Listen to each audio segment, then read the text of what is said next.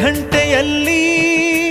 ಮಂತ್ರಾಕ್ಷತೆ ಮಂಚಾಲಯ ಮಣ್ಣ ಕಣಗಳಲ್ಲಿ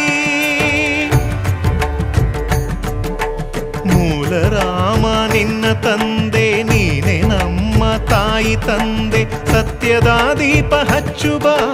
ಕರುಣೆಯ ಕಿರಣ ಚೆಲ್ಲುವ ರಾಮನ ಸಾರ ತುಂಬುವ ಹನುಮನ ಶಕ್ತಿ ನೀಡುವ